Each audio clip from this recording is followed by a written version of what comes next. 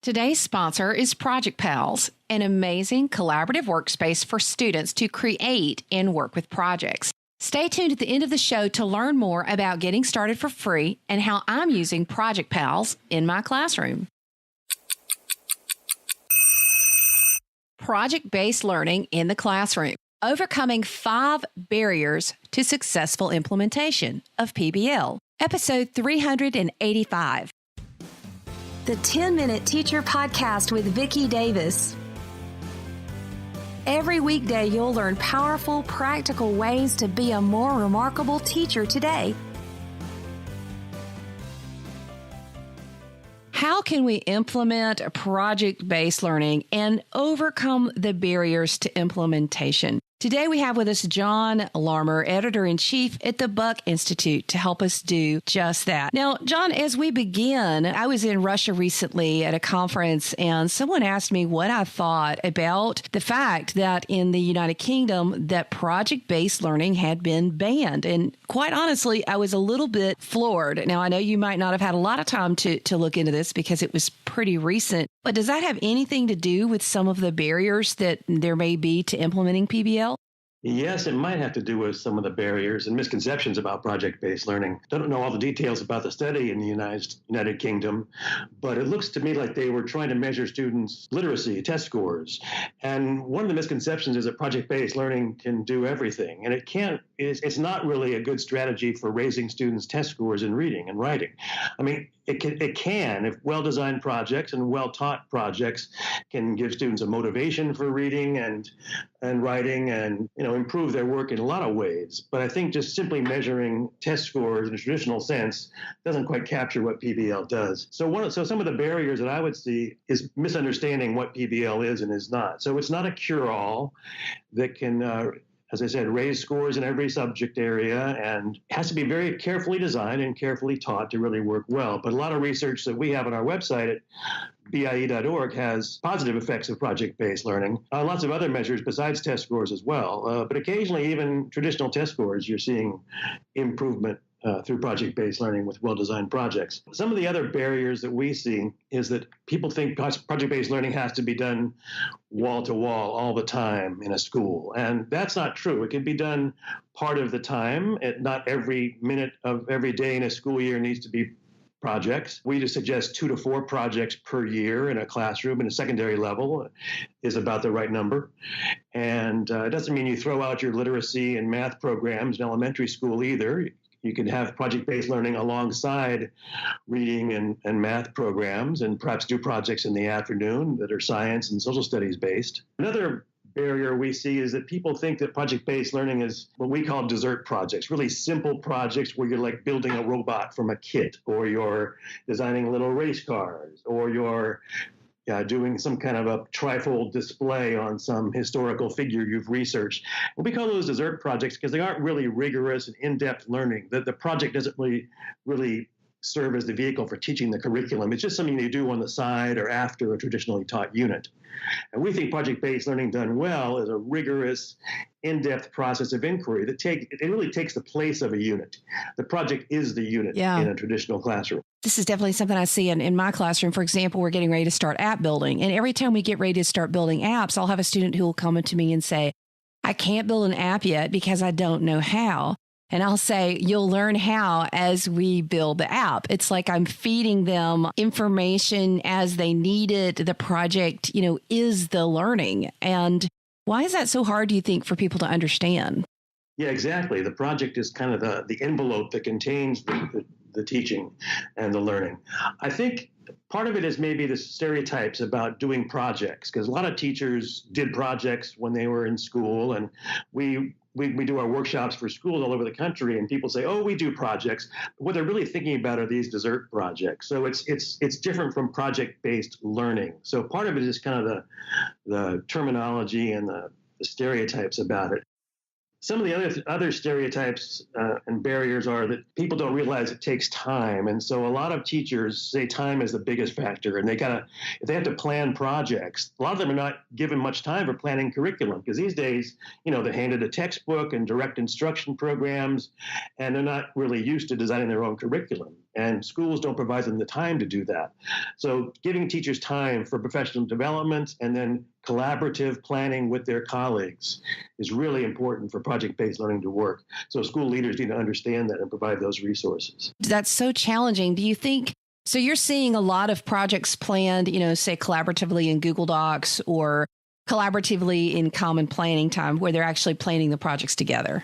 Yeah, it works really well when teachers can compare ideas and generate ideas together, because not everyone maybe can think of a project, but if you're with a team of colleagues, then together, many heads are better than one when it comes to developing good project ideas and then fleshing out the resources and the lessons you might need to teach during the project. Yes. Another problem, I think, is people don't understand what really high quality project-based learning entails. So that's why we developed what we call a gold standard for project-based learning.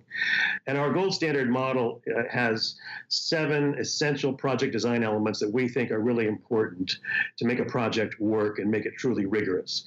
And those are all the basis of our workshops, and the books we write are those gold standard essential project design elements. And along with that, we've got a set of 7 project-based teaching practices which we think teachers should use when they're implementing project-based learning to do it well. And a lot of those practices, people might not think they can use traditional practices at all in project-based learning, but it's not true. They can. You can still use, quizzes and assessment practices you've used in traditional teaching. You can still occasionally give a lecture or a worksheet or use a textbook as a resource, but it's all in the context now of this engaging, motivating project. So you don't need to throw out all the baby with the bathwater when it comes to adopting PBL. How does the traditional role of a teacher change when you have a successful gold standard project happening? The role of a teacher does change. It becomes more of a facilitator and coach, not just the expert who's delivering knowledge to pour into the empty heads of your students. So you still might play that role occasionally. You're still a content expert after all. But oftentimes you're designing the project, sometimes with students, and you have to kind of give up a little bit of control and sort of trust that the process will work and trust your students that they will rise to the occasion and be able to work somewhat independently and conduct inquiry and develop their products and make presentations. So you're sort of coaching them along the way. You're still looking for where they need scaffolding. You're still using assessment practices to make sure their learning is on track.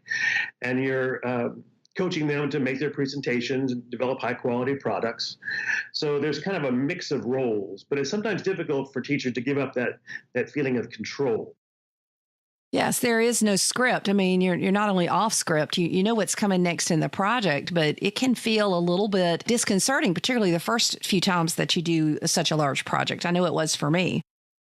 Yes, that's true. It can be a little bit scary the first couple of times. And we advise teachers who are just starting out to plan their projects pretty carefully. Don't just sort of wing it and trust that your students will figure things out. So more structure is okay when you're first learning how to do PBL and not taking on too many really advanced ambitious projects. Keep them a little smaller and less ambitious at first.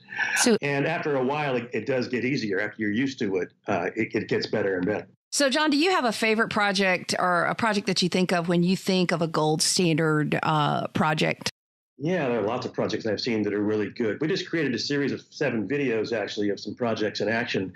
And I'll give you one from the high school level and one from the elementary school level that I really like. There's a water quality project at Leaders High School in Brooklyn, one of the expeditionary learning schools. The students looked at environmental racism issues, and they studied Flint, Michigan's water problem and did science experiments in chemistry class to figure out what's the best corrosive inhibitor for the lead pipes that were leaching lead into the water supply.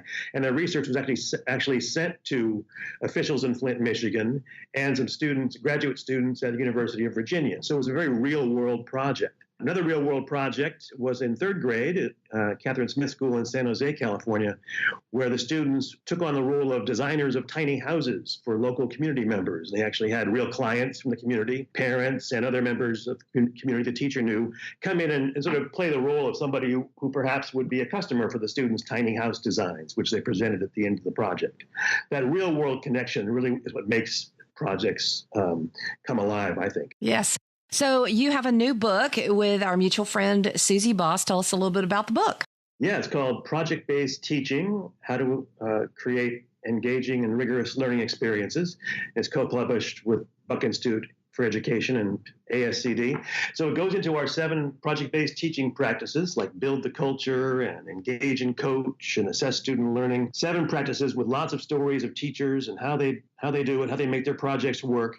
We do a lot from our national faculty, our network of consultants who do our workshops for us. So it's for K-12 teachers. It's got a lot of examples and practical tools as well.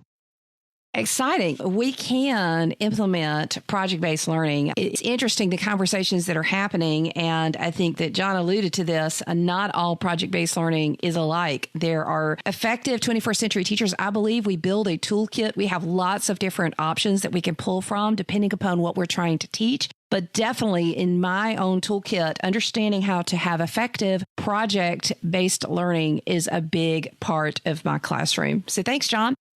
Today's sponsor is Project Pals. Project Pals has a useful classroom collaborative platform that lets you create and manage projects for your students. Right now, my students are creating and managing a project as they're creating a podcast to record powerful stories from the recent storms in our area.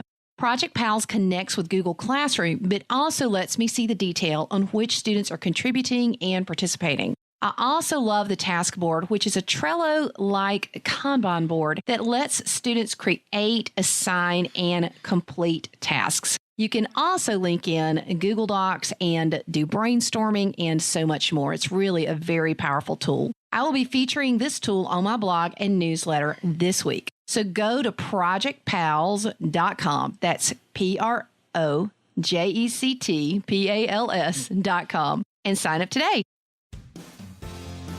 Thank you for listening to the 10-Minute Teacher Podcast. You can download the show notes and see the archive at coolcatteacher.com/podcast. Never stop learning.